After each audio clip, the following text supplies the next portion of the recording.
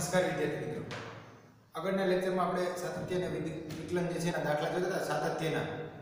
આજે આપણે શરૂઆતમાં થોડી થિયરીની વાત કરીએ અને પછી દાખલા જે છે એમાં આગળ વધીએ. ત્રિકોણમિતીય વિધેય માટે સાતત્યની વાત કરવી છે. તો આપણે આગળ ઉદાહરણમાં એવું જોઈ ગયા કે માનાંક વિધેય છે સતત વિધેય છે, તદેવ વિધેય છે પણ સતત છે, અચળ વિધેય પણ સતત છે. બરાબર. હવે વિધેય પરની બેઝિક ક્રિયાઓ કે બે વિધેયનો સરવાળો અથવા બે વિધેયની બાદબાકી અથવા બે વિધેયનો ગુણાકાર કે બે વિધેયનો ભાગાકાર એના માટે શું થાય એની વાત કરવી છે. તો પ્રમેય એમાં પ્રમેય નંબર 1 ના સ્વરૂપ આપ્યું છે કે પ્રમેય 1 થિયરીની અંદર પ્રમેય 1 જે છે એવું કહે છે કે ધારો કે f અને g બે વિધેય છે.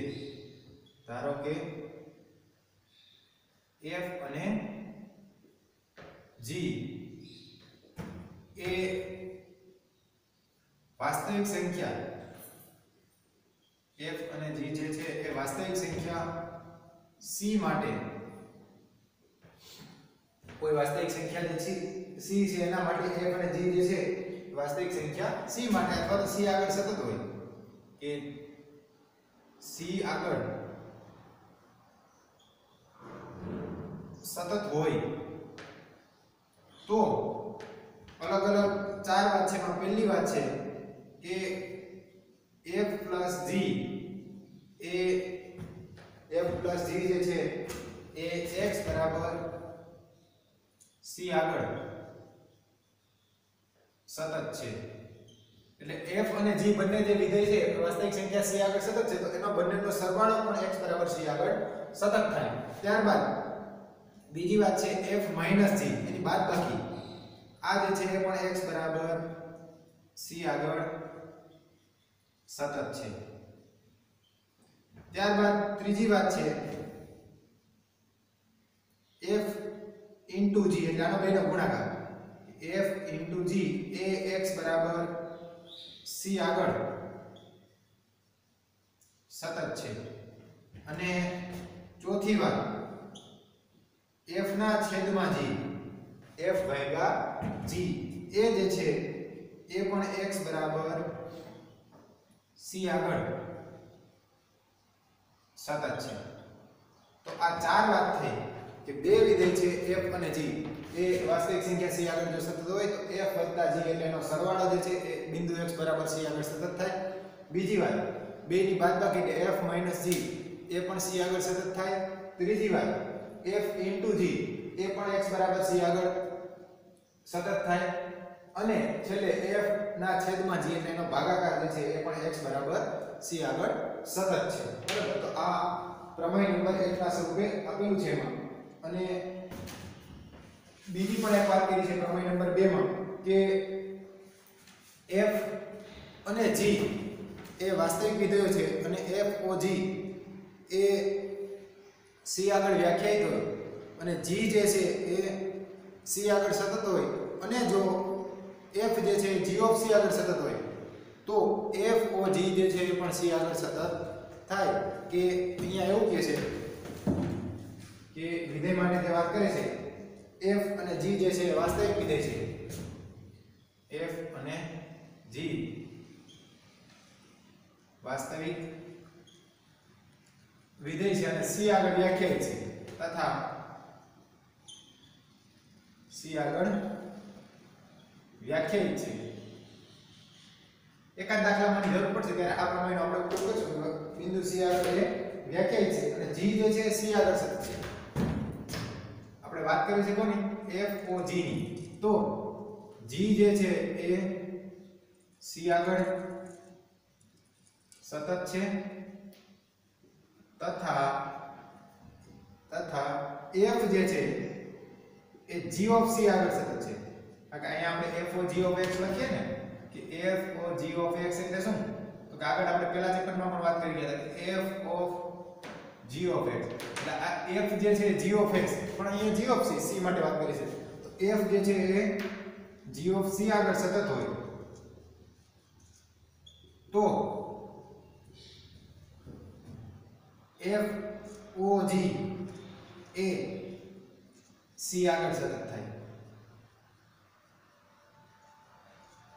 સંયોજિત વિધેય માટેની આ એક વાત છે કે f એ બે વાસ્તવિક વિધેય છે c આગળ વ્યાખ્યાયિત છે અને એમાંથી g જે છે એ c આગળ સતત છે તથા f જે છે g ઓફ c આગળ સતત છે તો f ઓ g જે છે એ c આગળ સતત થાય. આનો જરૂર એક જગ્યાએ એક દાખલા પડશે ત્યારે ઉપયોગ કરશું, બાકી આ બધાનો ઉપયોગ પણ આની અંદર આવશે. હવે આપણે જો ત્રિકોણમિતિય વિધેય તરફ જાય કે sin અને cos આ બંને વિધેય જે છે એ હંમેશા સતત હોય. આમ તો બધા ત્રિકોણમિતિય વિધેય એના મર્યાદિત પ્રદેશમાં તો સતત જ હોય, પણ sin અને cos જે છે કોઈ પણ બિંદુએ સતત થાય. આપણને ખ્યાલ છે કે sin નો આલેખ દોરીએ તો sin નો આલેખ કઈ રીતે આવે તો કે sin જે છે 0 આગળ 0, π/2 આગળ 1, π આગળ 0, બરાબર. એટલે sin નો આલેખ આ પ્રમાણે હોય, અહીંથી આ રીતે આગળ વધે અને એ પ્રમાણે અહીંથી આ બાજુ, બરાબર. એટલે આ આલેખ કેવો રહે? સતત, ક્યાંય તૂટે નહીં. આ જ પ્રમાણે જો cos ની વાત કરતા હોય તો cos માં શું થાય? cos માં 0 આગળ એની કિંમત 1 હોય અને π/2 આગળ 0 હોય, બરાબર છે. એટલે એનો આલેખ આ રીતે હોય,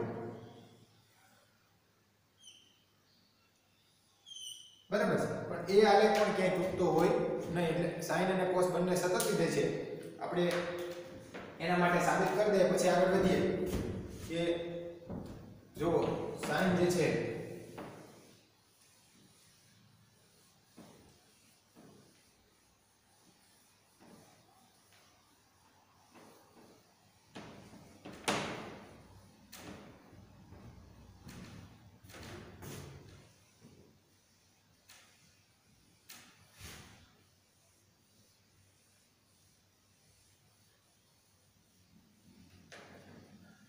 આમ તો ઉદાહરણમાં પણ છે, ઉદાહરણ નંબર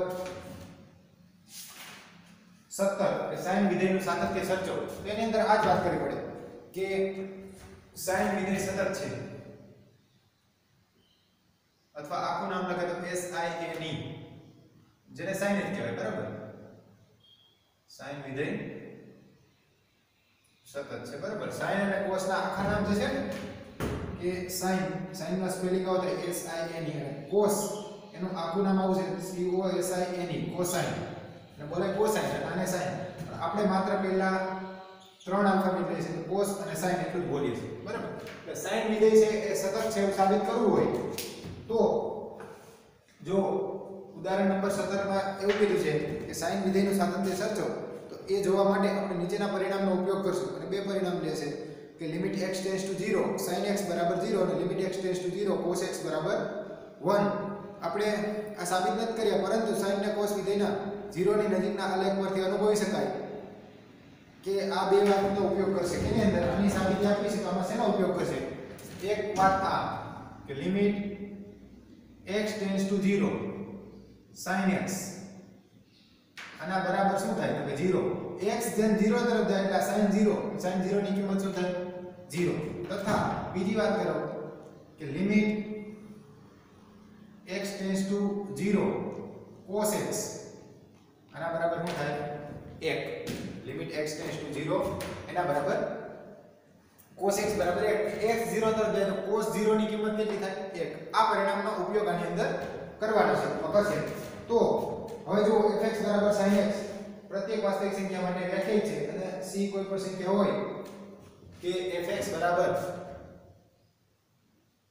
આપણે fx બરાબર શું લઈએ તો fx બરાબર sin x, fx બરાબર sin x પ્રત્યેક વાસ્તવિક સંખ્યા માટે વ્યાખ્યાયિત છે. અને આપણે જે લક્ષની અંદર વ્યાખ્યામાં વિકલનનો ઉપયોગ કરતા આગળ 11મા ધોરણમાં ત્યારે વ્યાખ્યા દેતા એવી રીતે અહીંયા લક્ષ માટે ધારી લઈએ આપણે કે ધારો કે x બરાબર c પ્લસ h, c કોઈ વાસ્તવિક સંખ્યા છે. ધારો કે x બરાબર c પ્લસ h, બરાબર છે. તો હવે જો શરૂઆત કરીએ કે આ વિધેય સતત હોય તો કોઈ પણ વિધેય માટે આપણને ખ્યાલ છે કે વિધેય સતત હોવા માટે શું થવું જોઈએ તો કે limit x tends two c f of x, limit x tends two c f of x બરાબર f of c થવું જોઈએ. આ થાય તો વિધેય સતત છે એવું કહેવાય. તો અહીંયા આપણે શરૂઆત કરીએ કે limit x tends two c હવે limit x tends two c f of x આના બરાબર શું થાય તો કે આના બરાબર limit x tends two c f of x એટલે શું f of x એટલે sin x બરાબર છે f of x એટલે sin x હવે જો આ લિમિટ આપણે ચેન્જ કરવી હોય અહીંથી તો કઈ રીતે ચેન્જ થઈ શકે તો કે આ જે છે x x c તરફ જાય એટલે h કોના તરફ જાય અહીંથી આપણે સૂત્રનો કરતા કરીએ ને કે x બરાબર શું આપણે ધાર્યું છે તો કે c h તો માટે આનો અર્થ એવો થયો કે h બરાબર શું થાય તો કે x c થાય કે નહીં h બરાબર આ c આ બાજુ એટલે માઈનસ હવે જો x જેમ c તરફ જાય જેમ x જે છે કોના તરફ જાય c તરફ જાય x ની કિંમત c થાય તો h ની કિંમત c c એટલે શું થઈ જાય 0 થાય એટલે જેમ x ટેન્ડ્સ ટુ c તેમ જેમ x ટેન્ડ્સ ટુ c તેમ h ટેન્ડ્સ ટુ 0 x જેમ c તરફ જાય તેમ h 0 તરફ જાય એટલે કે આના બરાબર આવું લખી શકાય કે આના બરાબર આ લિમિટ હું ચેન્જ કરી નાખું તો limit x tends two c ની બદલે આવું લખી શકાય કે limit h tends to 0 sin x એટલે શું તો કે sin x એટલે c h બરાબર તો આના બરાબર હવે શું લખી શકાય તો કે limit h tends to 0 sin c h sin x y આનું સૂત્ર છે sin x y એટલે sin x cos y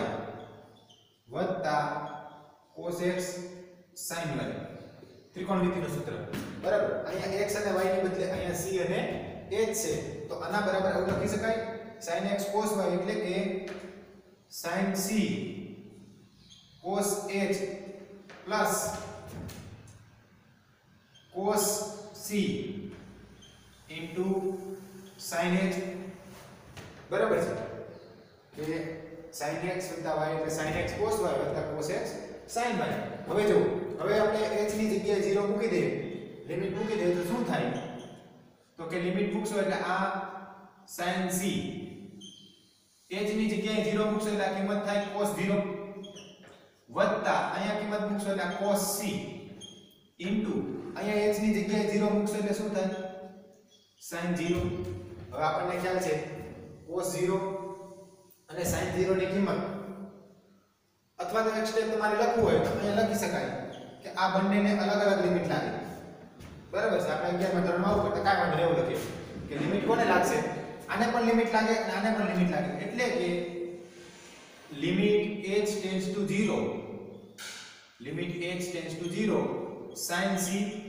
cos h વત્તા limit h tends to 0 cos c sin h બરાબર હવે લિમિટ મૂકીએ h ની જગ્યાએ 0 તો આ શું થઈ જાય તો કે આ થાય sin c cos 0 એટલે 1 વત્તા અહીંયા લિમિટ મૂકી દો તો cos c એમને આવશે અહીંયા લિમિટ આવશે sin 0 એટલે 0 આ કિંમત 0 થઈ જાય sin c ગુણ્યા 1 એટલે sin c બરાબર તથા બીજી ડાયરેક્ટ વાત કરી દઈએ કે તથા f of c બરાબર શું થાય f of c ડાયરેક્ટ અહીં c મૂકી દો f of c બરાબર થાય sin c એટલે કે f of c બરાબર sin c મળે છે અને limit x tends two c f of x બરાબર પણ મળે છે sin c તો માટે અહીં એવું કહી શકાય કે માટે limit x tends two c f of x બરાબર અહીં sin x છે પણ આપણે લખીએ f of x આના બરાબર શું થાય તો આના બરાબર f of c માટે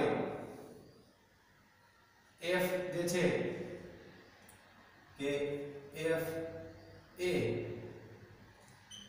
c આગળ સતત છે અથવા તો ડાયરેક્ટ લખો કે f of c જે છે આ થાય એટલે વિધેય f જે છે એ સતત છે f વિધેય છે એ સતત છે બરાબર એટલે આ જે છે એની સાબિતી છે આ જ પ્રમાણે cos x ની સાબિતી પણ આપી શકાય કે વિધેયમાં જો cos x હોય તો આ પ્રમાણે આપણે ધારી લઈએ તો cos માટે પણ સાબિત કરી શકાય. જો cos માટે લઈએ કે fx બરાબર cos x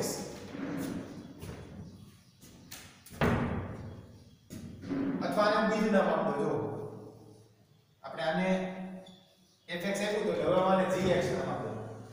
તો આપણે સાબિત એવું કરવું છે કે cosine cosine cosine વિધેય કેવું છે તો કે આ વિધેય જે છે સતત છે. cosine લખીએ તો ટૂંકમાં cos લખીએ, બરાબર. cos વિધેય સતત છે એવું સાબિત કરવું છે. આની જેમ અને નામ આપી દઈએ આપણે કે fx ની બદલે હું એને કહી દઉં g of x, કે g of x બરાબર cos x, બરાબર. હવે આની જેમ ધારી લઈએ કે ધારો કે x બરાબર c વત્તા h, બરાબર. હવે લિમિટ લઈએ કે limit x tends two c f of x એટલે કે limit x tends two c f of x એટલે શું તો કે cos x, f of x એટલે cos x. તો જેમ અહીંયા આપણે લિમિટ કન્વર્ટ કરી હતી આ જ રીતે x બરાબર c h છે તો h બરાબર શું થાય તો કે x c થાય. તો કૌંસમાં કારણ લખવું તો લખી નાખીએ કે કારણ કે x બરાબર આપણે શું ધાર્યું છે તો કે c h એટલે કે h બરાબર શું થાય તો કે x c થાય. અને જેમ x ટેન્ડ્સ ટુ c તેમ h tends to 0, h tends to શું થાય 0, બરાબર. એટલે કે આના બરાબર તમે અહીંયા લખી શકો કે આના બરાબર limit h tends to 0 cos limit h tends to 0 cos c h, cos c h, બરાબર છે. તો હવે આને આપણે સાદું રૂપ આપવું છે તો આના બરાબર શું થાય તો કે cos x y નું સૂત્ર cos x y એટલે cos x cos y minus sin x sin y થાય કે નહીં. ત્રિકોણમિતિની અંદર તમે સૂત્ર જોવો કે cos x y એટલે શું તો કે cos x y એટલે cos x cos y minus sin x sin y આવું સૂત્ર છે, બરાબર. તો અહીંયા શું છે cos x y નહીં પણ શું છે તો કે cos c h એટલે cos c h બરાબર શું લખી શકાય તો કે cos c h બરાબર આવું લખી શકાય કે આ limit h tends to 0 cos c into cos h minus sin c into sin h, બરાબર છે, લખી શકાય. હવે આપણે જો લિમિટ મૂકી દઈએ h ની જગ્યાએ 0 મૂકી દઈએ અથવા તો આને બેને અલગ અલગ લિમિટ આપી દઈએ તો શું થાય તો કે આના બરાબર limit h tends to 0 cos c into cos h minus limit h tends to 0 sin c into sin h, બરાબર છે. h ની જગ્યાએ 0 મૂકશો તો શું થાય તો કે cos c into cos h ની જગ્યાએ 0 એટલે cos 0 એટલે 1 minus sin c into sin h, h ની જગ્યાએ 0 મૂકી દે એટલે sin 0 એટલે 0 તો આખીમાં 0 થઈ જાય. તો આના બરાબર શું લખી શકાય તો કે cos c, બરાબર. અને આપણે ડાયરેક્ટ લખીએ કે f of c તો શું થાય તો કે તથા f of c સોરી આપણે g સિમ્બોલ g વાપર્યો છે એટલે આપણે બદલે શું લખશું g, કે g of c બરાબર શું થાય તો કે g of c બરાબર શું થાય તો કે g of c બરાબર cos c થાય. અહીંયા પણ મારે ભૂલથી f લખાઈ ગયું છે પણ આપણે વિધેયને નામ g આપ્યું છે તો શું લખવાનું g લખવાનું g of x, બરાબર છે. હવે જો આ બંને સમાન થયા કે નહીં limit x tends two c g of x બરાબર શું થાય છે g of c થાય આની કિંમત cos c આની કિંમત પણ cos c તો આ પરથી લખી શકાય બંને કિંમતો કેવી છે તો કે આ બંને કિંમતો સમાન છે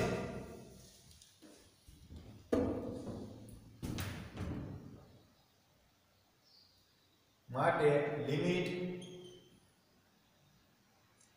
x tends two c g of x બરાબર g of c માટે વિધેય જે છે g એ સતત છે બરાબર છે તો અહીંયા આપણે સાબિત થઈ ગયું કે sin વિધેય સતત છે અને cos વિધેય સતત છે બરાબર હવે જે છે હવે કોઈ પણ વિધેય આપણે લઈએ તો એના માટે સતત સાબિત કરવું હોય તો થઈ શકે હવે તમારે જે હોમવર્કમાં આના પરથી થઈ શકે એવા દાખલા છે મોટે ભાગે આ પૂછાતા નથી પણ હોમવર્ક આપી દઉં તમને સ્વાધ્યાયનો 21મો દાખલો છે એમાં 3 અલગ અલગ દાખલા છે નીચેના વિધેયનું સાતત્ય સર્ચો એમાં fx બરાબર પહેલામાં છે sin x cos x જો આના પરથી થઈ જાય ડાયરેક્ટ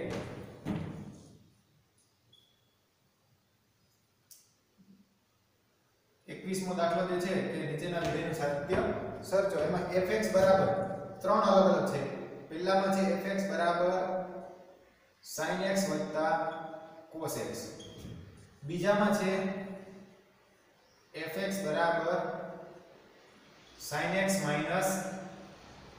cos x અને ત્રીજામાં છે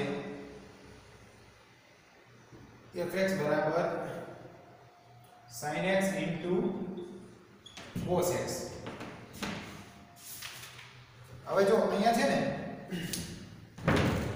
આગળ હમણાં આપણે વાત કરી કે f અને g વિધેય સતત હોય તો f + g શું થાય સતત થાય f અને g જે વિધેય છે f અને g બંને એમાં જો f અને g બંને સતત હોય તો f - g પણ શું થાય સતત થાય અને એવી જ રીતે f અને g સતત હોય તો f * g પણ શું થાય સતત થાય તો અહીંયા આ દાખલા છે ને જો અહીંયા fx બરાબર શું આપ્યું sin x cos x હવે જો આ sin x ને સતત બતાવી દો અને cos x ને સતત બતાવી દો તો બેનો સરવાળો પણ સતત થાય કે નહીં તો અહીંયા જો મેં sin x સતત બતાવ્યું છે અહીંયા cos x સતત બતાવ્યું છે આ બંનેનો સરવાળો કેવો થાય સતત થાય તો આ બંને વિધેય જે છે એનો સરવાળો ને sin x cos x જે નવું વિધેય બને છે આ પણ કેવું થાય સતત થાય એવી જ રીતે બીજાની અંદર શું છે fx બરાબર sin x cos x હવે sin વિધેય જે છે એ સતત છે cos વિધેય પણ સતત છે તો આપણા પ્રમેય પ્રમાણે એની બાદબાકી એટલે sin x cos x પણ કેવું થાય સતત થાય અને છેલ્લી ત્રીજી વાત sin x cos x ગુણાકારમાં છે જો f વિધેય સતત હોય અને g વિધેય સતત હોય તો બંનેનો ગુણાકાર પણ કેવો થાય f * g સતત થાય આ આપણે પ્રમેયમાં વાત કરી તો આ બંને પરથી આ ત્રણે દાખલા જે છે થઈ શકે એટલે પહેલામાં તમારે માત્ર અહીંયા જો વસ્તુ છે કે આને fx કીધું છે તો પછી આ sin x ને fx ન કરે કરી આને કંઈક નવું નામ આપી દેવું આને ધારો કે gx કહી દો અને આને hx કહી દો બરાબર અથવા તો કંઈક નવું નામ આપી દો અથવા ડાયરેક્ટ પણ લખી શકાય sin x અહીંથી એવું લખી શકાય કે જો આ દાખલા તમારે આગળ ગણવા પડે પહેલા બે મોટે ભાગે પૂછાતું નથી પણ પૂછાય તો શું કરવું પડે sin x અને cos x સતત છે એવું બતાવવું પડે પછી પહેલા માટે હું લખાય કે sin x તથા cos x સતત હોવાથી sin x તથા cos x સતત હોવાથી sin x cos x sin x cos x પણ સતત થાય બરાબર એટલે આટલા માનો જવાબ આવે પહેલા પ્રશ્ન કે sin x તથા cos x સતત હોવાથી sin x cos x પણ શું થાય સતત થાય નિયમ પ્રમાણે એવી જ રીતે બીજાનો જવાબ જો આ આગળ ગણેલું હોય તો બીજાનો જવાબ શેમાં આવી જાય તો કે sin x ને cos x સતત હોવાથી sin x cos x પણ કેવું થાય સતત થાય અને ત્રીજાનો જવાબ કે sin x અને cos x સતત છે તો sin x * cos x ગુણાકાર એ પણ કેવો થાય સતત થાય એટલે આ તમારે ત્રણ લીટી આમાં લખી નાખવાની અને આ પહેલા ગણતરી બરાબર સમજી લેવાની બરાબર એટલે આ સ્વાધ્યાયનો 21મો દાખલો જે છે તમારે પૂરો કરી લેવાનો મોટે ભાગે પૂછાતો નથી પૂછાય તો શું કરવાનું sin x ને સતત બતાવતા આવડવું જોઈએ અને cos x ને સતત બતાવતા આવડવું જોઈએ બરાબર હવે જો એના પછીનો જે 22મો દાખલો છે એ પણ આની જેમ જ છે કે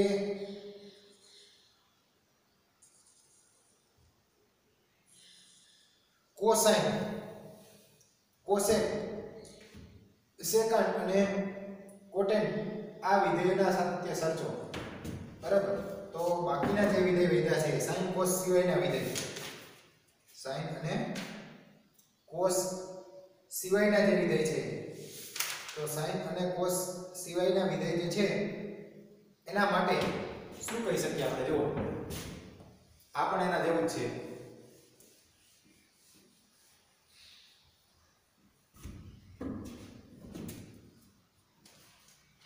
આની પરથી થઈ શકે પણ કે કયા કયા વિધેયની વાત કરી છે. એક તો કોસાઇન, બીજું છે COSECANT કોસેક્ટ, અને ત્યારબાદ સેક અને બોલાય સેકાન્ટ, અને છેલ્લું ટેન્જન્ટ માટે જે છે, સોરી કોટ માટે છે સેક કોટ.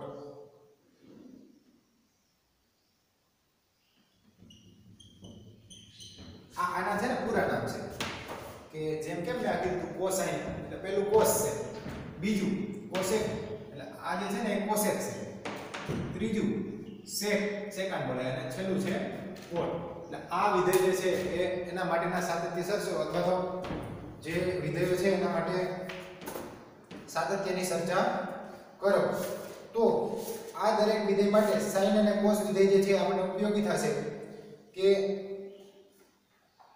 વિધેય જે છે વ્યાખ્યાયિત હોય તો આના માટે આપણે જોવું પડે કે આ cos તો દરેક જગ્યાએ વ્યાખ્યાયિત થાય અને cos ની કિંમત સતત મળે, અને cos જે છે કેવું વિધેય છે સતત, તમે સાબિત પણ કરેલું છે. બરાબર. cos માટે હવે કોસેક, સેક અને કોટ, તો આના માટેની જો વાત કરવી હોય તો એ જે કિંમતો આગળ વ્યાખ્યાયિત ન હોય કે ક્યાં ઇન્ફિનિટી થાય, તો એ કિંમતો સિવાયની કિંમતો આગળ જે છે એ વિધેય સતત થાય. બરાબર. તો જો આપણે એની વાત કરીએ કે કયા બિંદુ આગળ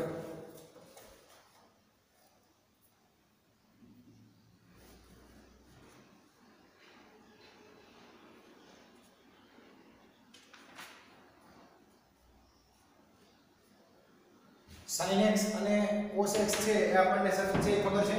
બરાબર. હવે વગાડી નાખો. sin x અને cos x કેવા વિધેય છે? સતત છે. આના સિવાયના વિધેયની વાત કરવી છે તો પહેલી વાત કરીએ જુઓ કે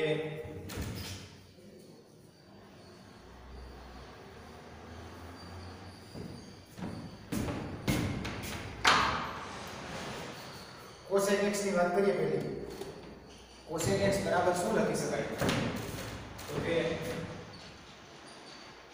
cosec x બરાબર શું થાય? તો 1 sin x થાય. 1 sin x, જ્યાં આ રીતે વ્યાખ્યાયિત ત્યારે થાય કે sin x not equal to 0. sin 0 હોવું જોઈએ નહીં, ત્યાં cosec જે છે વ્યાખ્યાયિત થાય નહીં. બરાબર. sin x not equal to 0, તો sin ક્યાં 0 હોય? તો કે x equal to not equal to n pi. આપણને આ ખબર છે ક્યાં 0 થાય? તો કે 0 pi 2 pi 3 pi. બરાબર. એટલે આનો અર્થ એવો થાય કે માટે x not equal to n pi, એટલે n pi સિવાયની કોઈ પણ કિંમત હોય તો આ sin જે છે વ્યાખ્યાયિત થાય. અને sin વિધેય સતત હોય, આ તો અચળ વિધેય છે, અચળ તો સતત છે, એટલે sin ના છેદ 1 ના છેદમાં sin x, તો આ કેવું થઈ જાય? સતત. તો આના માટે આવું લખી શકાય કે cosec x A x not equal to n pi, x not equal to n pi, એટલે n pi સિવાયની કિંમતો આગળ સતત છે. x not equal to n pi માટે સતત છે. બરાબર. આ બધા થિયરિકલ અથવા તો તમારે MCQ ની અંદર આવી વાત પૂછી શકાય કે cosec વિધેય છે નીચેનામાંથી ખાલી જગ્યા માટે સતત છે, પછી અલગ અલગ ઓપ્શન આપેલા હોય. બરાબર. તો સિમ્પલ અને સરળ sin પરથી cosec થઈ શકે.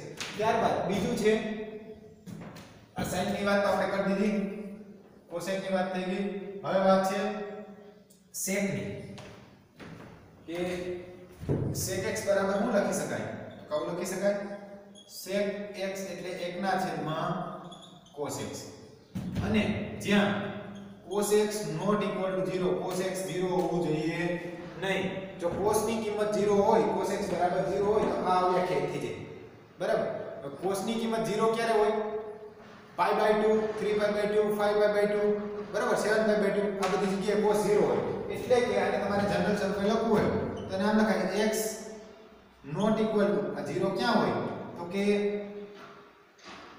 2n plus 1 અથવા તો 2n minus 1 કે 2n minus 1 લખીએ 2n minus 1 into pi by 2 અથવા 2n plus 1 into pi by 2 2n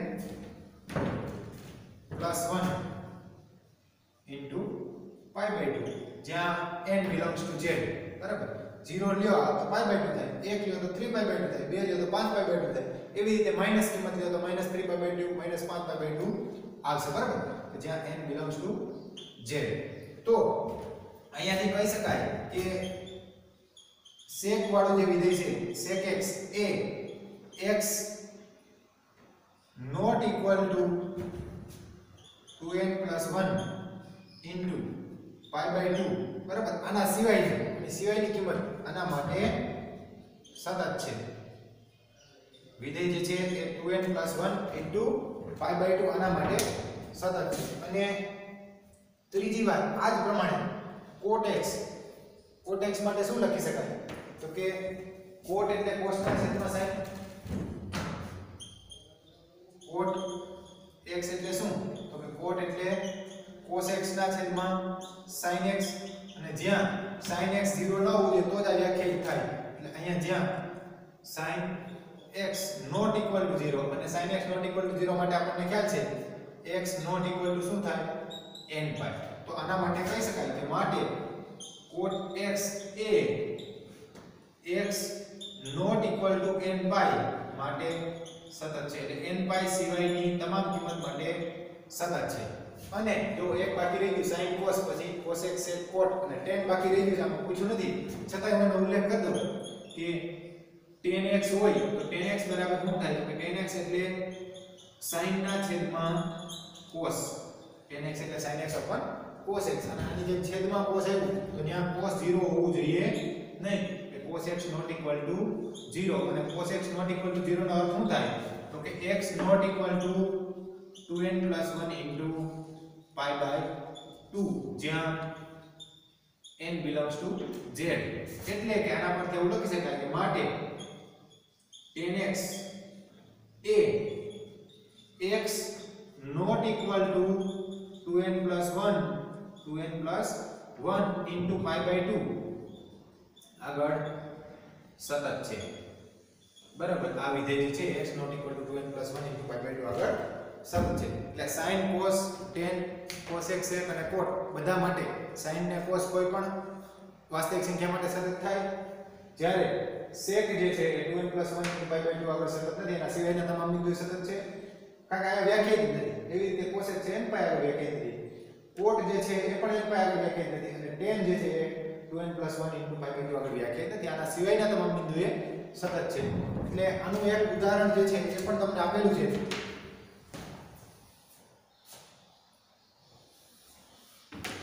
ઉદાહરણ જે છે ઉદાહરણ નંબર 18.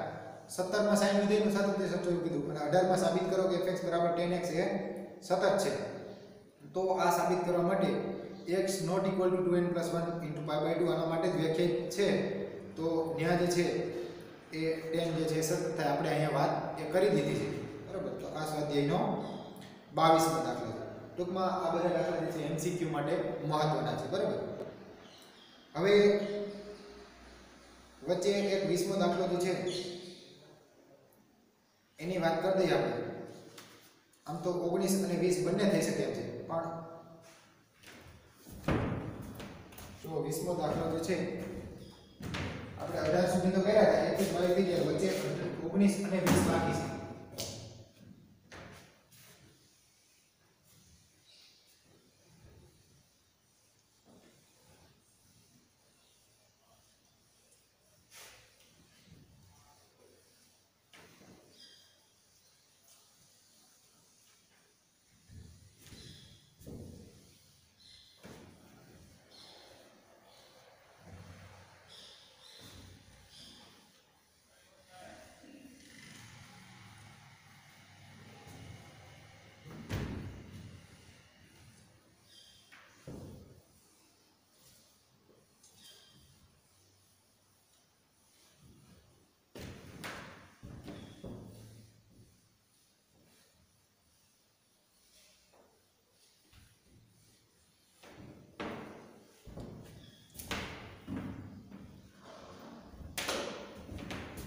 જો 20મા દાખલામાં એવું કીધું છે કે fx બરાબર x નો વર્ગ માઈનસ sin x વત્તા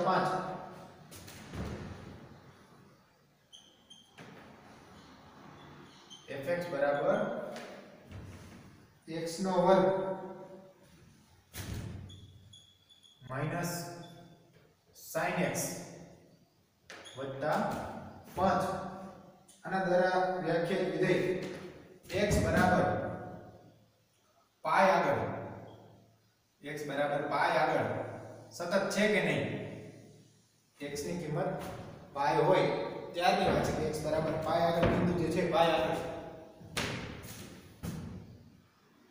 સતત છે કે નહીં આવો પ્રશ્ન છે બરાબર તો જો અહીંયા ડાયરેક્ટ આપણે જોઈએ તો x નો વર્ગ આ વિધેય સતત થાય કે નહીં x ની કોઈ પણ કિંમત માટે આ સતત થાય બરાબર પછી sin x sin તો હમણાં જ આપણે જોઈ ગયા કે sin વિધેય તો સતત છે 5 અચળ વિધેય છે તો આ પણ સતત છે આ ત્રણે વિધેય છે તો એનો સરવાળો કે બાદબાકી હોય તો હંમેશા સતત થાય બરાબર આવું ડાયરેક્ટ જોઈને કહી શકાય જેમ કેમ બે વિધેય હોય તો બંનેનો સરવાળો જે છે સતત થાય એવી રીતે ત્રણ વિધેય હોય તો ત્રણેયનો સરવાળો કે બાદબાકી કે જે કંઈ હોય સતત થાય પણ આપણે સાબિત કરવા માટે આપણા કોન્સેપ્ટનો ઉપયોગ કરીએ કે limit x tends two c f of x આના બરાબર f of c આ બતાવી દે તો પણ ચાલે તો આના માટે જો કે પહેલા તો f of c ડાયરેક્ટ લ્યો કે f of c એટલે શું તો f of pi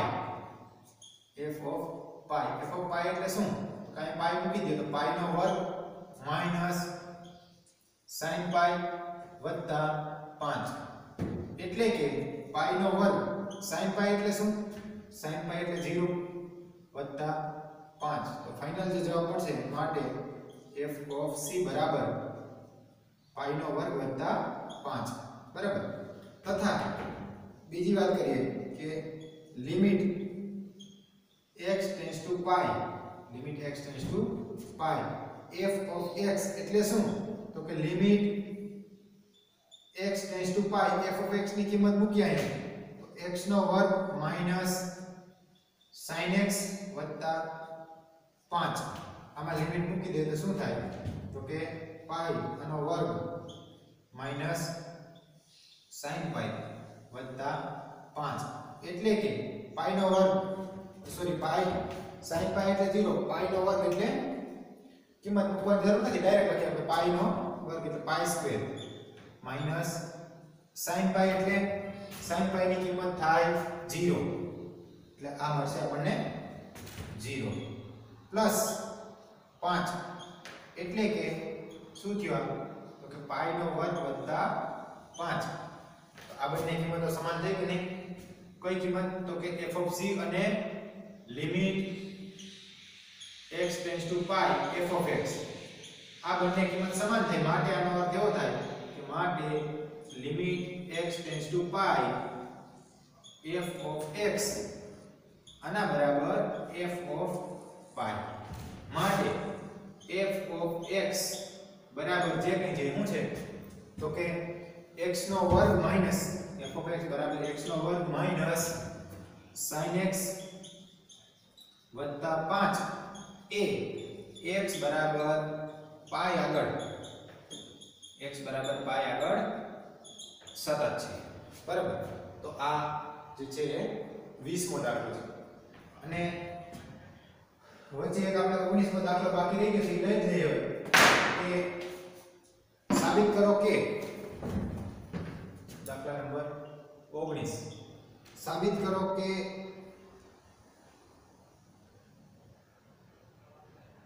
g of x બરાબર x માઈનસ પેટીમાં x એટલે મહત્તમ જે પૂર્ણાંક છે એના માટે સાબિત કરવાનું છે સાબિત કરો કે આ વિધેય જે છે g of x એ અસતત છે અહીં પેટીમાં x જે છે એ x જેટલો અથવા એનાથી નાનો હોય તેવો મહત્તમ પૂર્ણાંક દર્શાવે આ મહત્તમ પૂર્ણાંક વિધેય છે આપણે 11મા ધોરણમાં મહત્તમ પૂર્ણાંક વિધેયની ચર્ચા કરેલી હોય તો સાબિત એવું કરવાનું છે કે આ g of x જે છે એ અસતત છે તેમ સાબિત કરો બરાબર છે હવે જુઓ અહીંયા આપણે કોઈ પણ n માટે લઈએ કે ધારો કે કોઈ પણ n belongs to z કિંમત છે પૂર્ણાંક માટે લઈએ છે તો શું થાય જો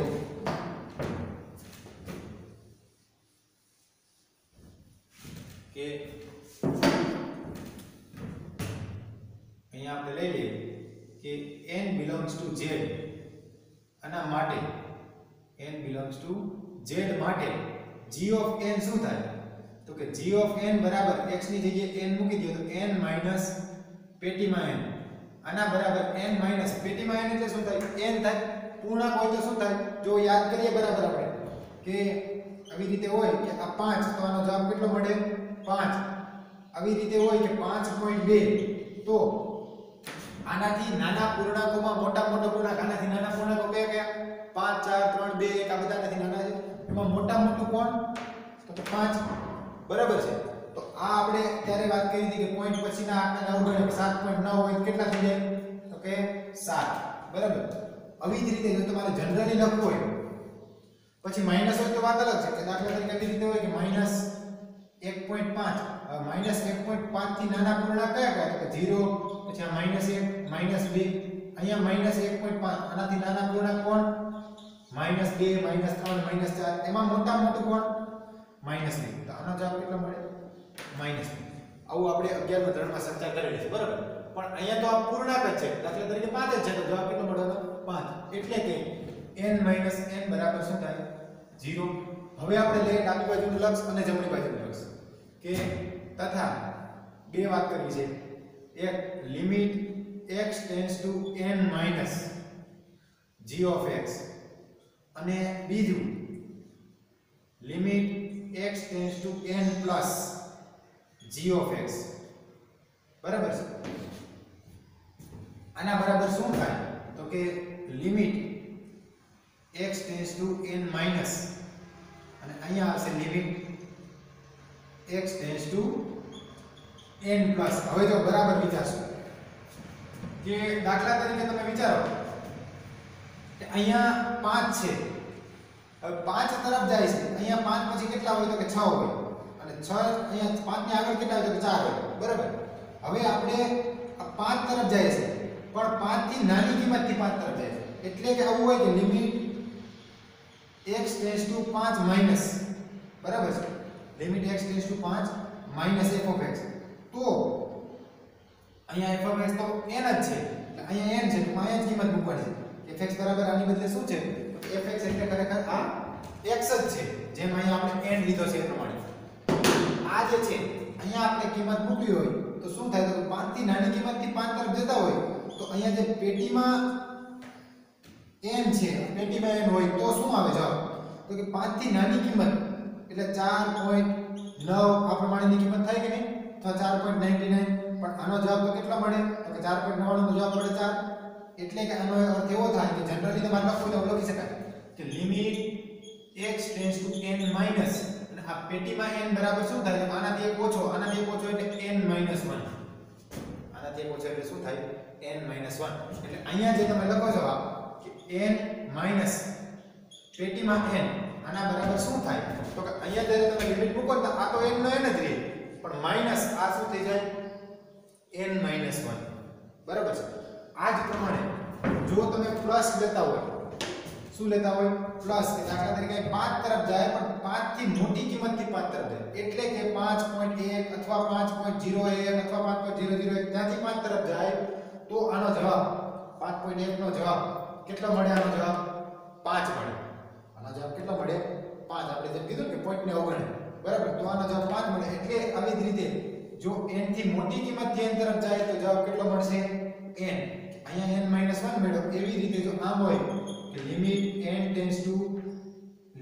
x tends two n plus x tends two n plus તો અહીંયા જે કંઈ આવશે વિધેય આનો જવાબ શું મળશે n પેટીમાં અહીં મૂકશો આ તો લિમિટ મૂક્યા પછીની વાત છે n - 1 પણ અહીંયા પેટીમાં n હોય તો આનો જવાબ કેટલો મળી જાય તો કે n એટલે અહીંયા જ્યારે તમે કિંમત મૂકશો કે n માઈનસ પેટીમાં n આના બરાબર શું થાય તો કે n માઈનસ n જો આ n નો કોઈ પ્રોબ્લેમ નથી ડાબી બાજુ લખશો કે જમણી બાજુ લખશો n નો તો n જ રહે પણ આ જે પાછળ માઈનસ પેટીમાં n છે ને એ જો n માઈનસ હોય તો એનો જવાબ ડાબી બાજુનું લક્ષ હોય તો આનો જવાબ n-1 થાય, જમણી બાજુનું લક્ષ હોય તો આનો જવાબ શું થાય? n થાય. એટલે કે તમે સાદુરૂપ આપશો તો શું થાય? તો કે n અંદર ગુણી નાખો માઈનસ ને, તો -n+1 બરાબર. n ઉડી જાય, -1+1 એટલે શું થઈ જાય? 1.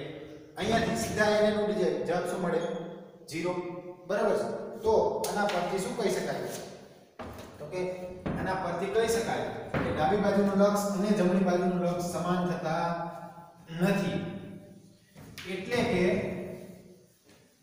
અહીંયા આવું લખી શકાય કે આનો અર્થ શું થયો? તો કે માટે ડાબી બાજુનું લક્ષ અને જમણી બાજુનું લક્ષ સમાન થતા નથી. એટલે માટે limit x tends two n minus g of x not equal to limit x tends to n plus g of x. બરાબર કે ડાબી બાજુનું લક્ષ અને જમણી બાજુનું લક્ષ બંને સમાન નથી. તો આ બંને સમાન નથી તો માટે g of x બરાબર x minus પેટીમાં x એ અસતત છે. બરાબર, આ વિધેય જે છે કેવું છે? અસતત છે. તો આજે આપણે સ્વાધ્યાયના 20, 19, 20, 21 અને 22 ચાર દાખલા જોયા. ખાસ શરૂઆતની થિયરી f અને g જે છે એ વિધેય સતત હોય તો f + g સતત થાય, f - g સતત થાય, f * g સતત થાય અને f ના છેદમાં g પણ સતત થાય. બરાબર, એટલી વાત. પછી sin અને cos કેવી રીતે સતત થાય એ આપણે જોયું. એના પરથી sin + cos અથવા sin - cos અથવા sin * cos સતત થાય તમને લખતા આવડે. છેલ્લે જે વાત કરી cot, cosec, sec અને tan એ પણ sin પરથી કઈ કઈ જગ્યાએ સતત થાય એની વાત આપણે કરી. તો આજે જે વાત કરી એ બરાબર સમજી લેવાની.